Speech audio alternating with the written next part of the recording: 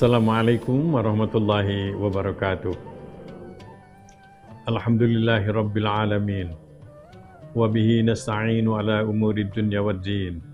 Asyhadu an la ilaha illallah wa asyhadu anna Muhammadan abduhu wa rasuluh. Allahumma salli wa sallim ala sayyidil mursalin wa ala alihi wa sahbihi ajmain. Kita bersyukur kehadirat Allah Subhanahu wa taala atas berbagai macam nikmat yang Allah berikan kepada kita.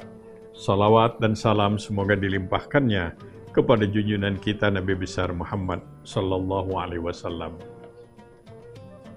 Di antara sekian doa yang mencakup segala macam keinginan kita, yaitu yang disebut doa sapu jagat, yaitu Rabbana atina fid dunya hasanah wa fil akhirati hasanah wa qina adzabannar. Tuhan, berilah kami hasanah, kebaikan, kebahagiaan di dunia dan kebahagiaan di akhirat. Orang yang sehat tentu ingin bahagia. Kalau orang yang tidak ingin bahagia, mestinya tidak sehat. Tapi untuk mencapai kebahagiaan, ternyata tidak semua orang mampu mendapatkannya. Ternyata kebahagiaan tidak cukup dengan harta. Harta tidak identik dengan kebahagiaan. Banyak orang yang memiliki harta tapi tidak bahagia. Begitu juga kedudukan tidak identik dengan kebahagiaan. Banyak orang yang punya kedudukan tapi juga tidak punya kebahagiaan. Begitu dan seterusnya. Kebahagiaan itu ada pada diri kita, ada pada hati kita. Yang kaya, yang miskin, yang punya kedudukan, yang tidak punya kedudukan. Ada hak untuk mendapatkan kebahagiaan. Asal dia mampu menyikapi segala keadaan itu yang memungkinkan dirinya bahagia, tidak sebaliknya. Banyak pesan-pesan moral dalam Al-Quranul Karim. Bagaimana kita dapat membahagiakan, dapat memperoleh kebahagiaan. Kita kutip salah satu ayat, beberapa ayat Al-Quran dari surat Al-Mu'minun. Surat Al-Mu'minun itu pernah dibaca oleh Siti Aisyah ketika ditanya oleh seorang sahabat, "Ya Ummul Mukminin, kenapa? Apa kuncinya Rasulullah Shallallahu Alaihi Wasallam itu selalu sukses dalam segala hal?" Siti Aisyah menjawab, ya kuncinya Al-Quran. Karena beliau adalah melaksanakan Al-Quran, maka beliau sukses dan beliau bahagia. Kemudian Siti Aisyah membaca beberapa ayat Al-Quran, terkesan. Ayat yang dibaca oleh beliau ini adalah antara lain, inilah kunci-kunci untuk memperoleh kesuksesan dan sekaligus kebahagiaan. Yaitu firman Allah, A'udzubillahi minasyaitonirrajim. Qad aflahal mu'minuna alladzina hum fi salatihim khashi'un walladzina hum 'anil lagwi mu'ridun. Al-ayah. Dalam Quran surat Al-Mu'minun ayat 1 sampai 13 itu Allah menyatakan qad aflaha, ditafsirkan oleh para penafsir fazu wa sa'idu, sukses dan bahagia. Banyak yang sukses tidak bahagia. Sukses bisnis tapi nggak bahagia, sukses karir tapi tidak bahagia. Ini sukses dan bahagia, fazu dan sa'idu.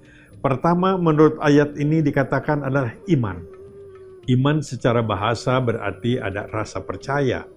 Percaya kepada Allah yang Maha Kasih, Maha Sayang, yang Maha Penolong. Rasa percaya itu ternyata sangat penting dalam kehidupan kita untuk memperoleh ketentraman dan kebahagiaan. Kita tidak akan merasa bahagia, tidak akan merasa tenang apabila kita tidak percaya kepada seseorang.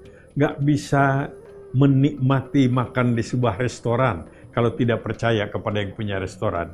Tidak akan nikmat naik mobil kalau tidak percaya kepada supir. Dalam berumah tangga, kalau suami sudah tidak percaya kepada istri, istri tidak percaya kepada suami, tidak akan ada kebahagiaan. Jadi rasa percaya itu penting. Apalagi percayanya iman kepada Allah yang Maha Penolong, yang Maha Pemaaf, yang Maha Kuasa, yang Maha Kasih, yang Maha Sayang. Ini adalah keyakinan. Yang kedua, Quran menyebutkan setelah iman yang mantap itu ada walladzina hum fi salatihim khashi'un. Fi salatihim khashi'un.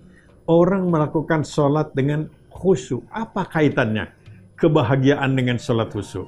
Ternyata ketidakbahagiaan kegelisahan itu adalah disebabkan karena hal-hal yang sifatnya itu duniawi. Saya yakin tidak ada orang yang kemudian menjadi gelisah karena memikirkan alam kubur. Yang banyak membuat seorang gelisah, tidak tentram dan tidak tenang itu adalah kekayaan, adalah harta kekayaan. Rupanya kita perlu ada waktu-waktu tertentu, yaitu pada waktu salat, melupakan sejenak dunia yang syarat dengan hiruk pikuk menyebabkan kita tidak nyaman dan tidak tenang itu, yaitu salat khusyuk. Salat khusyuk itu adalah kita mengingat bahwa kita sedang menghadap Allah, jadi yang diingat adalah Allah. Kita hanya mengingat bacaan-bacaan, kalimat-kalimat yang dibaca baik oleh imam ataupun oleh kita mengikuti. Itu adalah salat khusyuk. Bahkan ada ajaran di dalam agama kita untuk mencapai kenikmatan hidup itu, katanya didefinisikan dalam bentuk ihsan. Kau sembah Allah seolah-olah engkau melihat Allah. Seseorang menemukan sebuah kenikmatan karena ketika menyembah Allah itu dia penuh merasa melihat Allah Subhanahu wa taala, melupakan dunia yang membuat tidak tentram dan bikin tidak tenang itu. Ada satu tradisi di dalam spiritualisme Islam, yaitu ada gerakan-gerakan tarekat dalam berzikir. Antara lain misinya itu menyebut nama Allah, mengingat nama Allah, melupakan yang lain. Ada yang melakukan apa yang disebut uzlah, meninggalkan hiruk pikuk dunia untuk menyebut nama Allah, ibadah kepada Allah, dilakukan oleh sejumlah ulama. Tapi tentu saja bahwa seorang muslim yang baik tidak boleh meninggalkan masyarakat. Mereka harus hidup bermasyarakat, harus bersama masyarakat, menolong masyarakat, mencerdaskan masyarakat, mensejahterakan masyarakat, itu yang paling baik. Tapi harus ada saat-saat tertentu hal-hal yang di dunia ini adalah dilupakan. Sekali lagi, pada waktu kita melaksanakan ibadah sholat yang khusyuk. Berlatihlah sholat khusyuk, maka kita akan